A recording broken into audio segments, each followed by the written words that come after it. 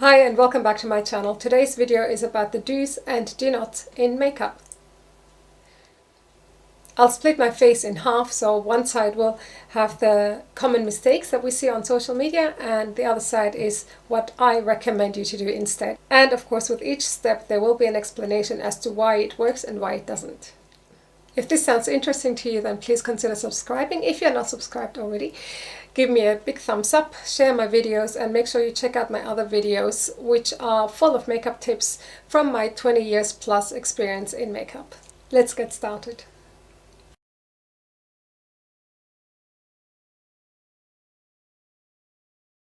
Starting off with applying face oil directly on the face immediately before makeup application. That's on the right side as you look at the screen. On the left side, I'm applying a face primer all over the face, pressing it gently into the skin, making sure that it's nicely distributed. And you can see the oil on the right side, whereas the left side is nice and smooth, which will help with the foundation application. Now on the right side, I'm applying a lot of foundation, pressing that in with the beauty blender, trying to blend it out really well. But you see the amount of makeup that I had to put on because of the oil. The oil kept trying to fight the foundation, basically. They're kind of fighting over territory. So the oil wants to stay on and push the foundation away, and the foundation is desperately trying to sieve through. On the left side, I'm applying it again with a moist beauty blender, but I only used one, which was enough for the entire face. I did not have to go back and reapply, and the foundation sat on the face nicely and got distributed really well. So there was no patches, everything was smooth and blended in really well. You can also see that the foundation looks more natural on that side, whereas on the right side it looks really heavy.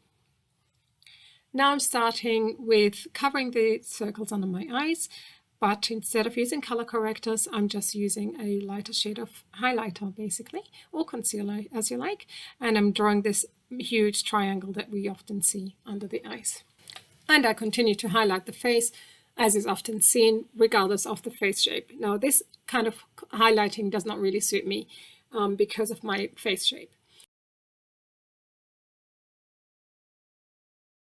On the left side, I'm applying a concealer, which is the same shade as the foundation, and I'm actually applying that on the hollows of my eyes where the darkness is, and you see it blends in really well with the rest of the foundation without the eye socket being visible. I'm preparing the nose for contouring, and I highlight on the side of the nose, above the lip, the chin and the forehead. You see the shade that I use is slightly lighter than the foundation shade, so the difference is not very big. Moving on to contouring, on the right side I'm just following the shape of my nose. As you can see, I have a dent on my nose right above the bridge, and I'm sucking in my cheeks to create the cheekbone effect. And also I'm applying contour on the forehead, which is not necessary in my case because I have a rather short forehead which does not really need to be shortened even further. On the left side, first I'm applying setting powder to make sure I can use a powdery contour. On the right side, my foundation and all the creamy products have already started to crack, and they're actually accumulated a lot under my fine lines. On the left side, I'm going in with a powder contour, and I'm making sure that I only apply it underneath my cheekbone rather than following the hollow, as is often said. There's a reason why makeup is called makeup, not follow-up. So you try to create something that's not there. Also creating a very subtle contour on the nose, on the side of the nose, and instead of following the nose shape, I try to create a straight line to hide the dent that I have on my nose. So the temples are nicely contoured and only contouring underneath the cheek, which has started to sag on my jawline. Going gentle and subtle with the contour will have a more desirable effect. I don't know if you can see, but because I used so many creamy products, wax-based products, oily products, creamy products over a face oil, it has really started to crack the foundation, and it's really sitting wherever there's the tiniest fine line. And I'm also having to blend and push in the product a lot because it looks really cakey. So that's why I keep coming back with the beauty blender and pushing everything in. Whereas the left side I did not have to touch once. It stayed nice and smooth from the time that I set it with powder. Next I'm going in with illuminator and the blusher. Using a lot of blusher, and I'm placing it on the apples of my cheeks because that's where often people put it. Although I didn't take a lot of product, the product is just sitting on my skin and it does not want to blend out, it does not want to thin out. And that's because I didn't apply any setting powder on the foundation. Powders generally don't like to sit on top of creamy products directly without being set with a translucent powder first. On the left side, I'm using a slightly lighter shade, so I'm using more of a bronzer, and I'm applying that a bit higher to give me that lift. On the right side, I applied concealer, and on the left eye, I applied eye primer. Setting the eye primer with setting powder because I like to make sure that it absorbs all the oils. I'm starting straight with the eyeshadow. I'm using a lighter shade, applying that all over the eyelid. Now moving on to transition, and on the right eye I'm using a dense brush with short bristles, and I'm applying that all over the socket so you can see from the beginning of the eye right through the end of the socket. On the left side I'm using a fluffy brush with longer hairs that are further apart rather than dense, and I'm applying that on the outer corners, but drawing a kind of diagonal line from the end of my eyes towards the eyebrow, and that's where I started. Using a fluffy brush will give you the blending straight away without having to go back and blend it out, and it gives you a more softer effect. Whereas blending out the eyeshadow on the right side, where I didn't use a primer, is a lot harder work. As for eyeliner, I'm using a thick angled brush. So the angled brush I would recommend for eyeliner, but drawing a thick line from the beginning of the eye, so from the inner corner all the way to the end, will make your eyes look hooded and smaller. Using a thinner angled brush, I'm starting to draw the line from the outer corners, making sure to extend it away to give it an elongated shape and also to make the eyes look bigger. Making sure the closer I turn towards the inner corners of the eyes, that the line disappears into basically nothing. Also lining the upper waterline between the lashes especially will close the gap and also make any eye color pop. Next I want to show you the difference between wearing a thick liner underneath the lower lashes versus a very faintly lined lower lash line. Very faintly I'm lining the lower lash line with whatever product is left on the angled brush that I use for the eyeliner.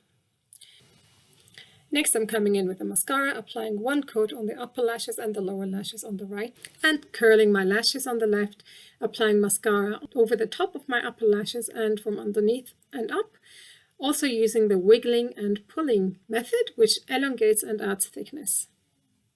Pay particular attention to the lashes on the outer corners of your eyes to open up your eyes further and also give that lifted look. Don't forget to apply mascara on your lower lashes as well, again to add more brightness and open up your eyes more. The eyebrows on this side will be exaggerated, using a darker shade than my hair color. I'm extending them all out.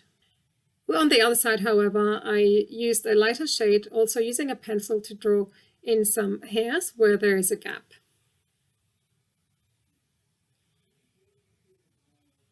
Then I blend it out gently and apply a gel to make sure that the eyebrows match my hairline.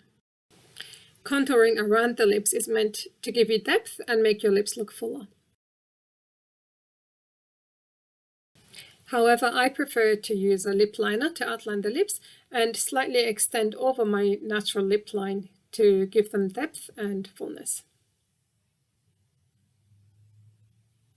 Often the wrong shade of a nude lipstick is used, which washes out the face rather than enhances the lips. Instead, I recommend using a nude lipstick that has a hint of color.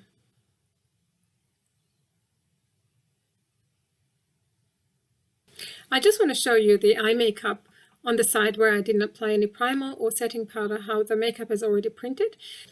Even though I used my favorite gel liner, which is from Inglot number 77, which is waterproof usually and I never have an issue with, but you can see that it's a messy, untidy application. This video is of course not to offend or criticize anyone. Where do I start? Okay, let's start with the foundation. Instead of using a primer, I used a face oil, which as part of your skincare routine, they're absolutely great. But just before makeup, it really doesn't do you any favors. I ended up using way more product. As you know, I used the wrong shade deliberately anyway, but I had to use a lot more because I had to keep blending it out and it kept thinning in some parts more than other parts. Following that with a very heavy cream contour and heavy highlighting, including highlighting parts which I don't usually have to highlight. It's only added this extra layer of product on my face. I wish you could see it in real. This side here you can really see my pores, they just scream out, whereas on this side they're actually really smoothed out. Using a setting powder helps anyway with blurring out the pores, which I didn't do on this side because people just don't set their makeup. In my opinion, it's really essential. On this side, I did use a translucent powder. I didn't use a thick layer of setting powder because you don't need a thick layer of setting powder. It removes the excess oils. It keeps that healthy glow and it keeps it in place. That's the whole purpose of using setting powder, to keep everything in place, to make it last longer. The placement of the blusher is completely wrong for my face shape. As you see, it really drags down my face, in addition to the contour, of course. Now, this is a classic example, and I really hope that you get something out of this video. But this is a classic example why you're not meant to suck in your cheeks when you do your contour. I know a lot of well-known makeup artists say, suck your cheeks in so I can do your contour, but it really doesn't work. So you saw how it really weighed everything down. Whereas this side, I felt where my cheekbone is and I just went underneath it. Instead of creating a diagonal line which connects the ear to my mouth, because if I contour it this way, there's only this much left, and I already have a diamond face shape, which means my lower part of the face is quite thin. So I'm just going to accentuate that. It's just going to age me. This is why I always say, if you have mature skin and you want to contour, don't follow the hollow. There's a reason why makeup is called makeup and not follow-up. Contouring the forehead is totally unnecessary in my case because I already have a short forehead. The only place I would contour is the temple, which I contoured here using powder. Now, also using powder is a lot softer. It gives you the effect of the contour. It does what it's meant to do, but it's soft and it's a lot easier to blend as well. Now, the lip contour I don't understand at all. I mean, it can have a really good effect if you put minimal on. You can outdraw your lips a little bit using a lip pencil. This is a lot cleaner and more effective. So for this eye, I went in straight with the concealer without priming the eyes. And I didn't set it with setting powder. It's been about 15 minutes since I stopped doing the eyes, and you can see that the eyeliner, gel liner, which is waterproof, has printed off on my eyelid. It really was hard to apply the eyeshadow because it just didn't want to blend, it didn't want to move easily. It wasn't a smooth application at all. The other mistake I did with the eyeshadow was that I took the crease down too far. Okay, so I followed basically the eyelid shape. My crease is right there. This is my natural crease, and this is exactly where I started putting the transition shade, or the darker contour shade. What that does is not only does it drag the lids down, but it also decreases the area on my mobile eyelid, which means it gives me an even more hooded eye.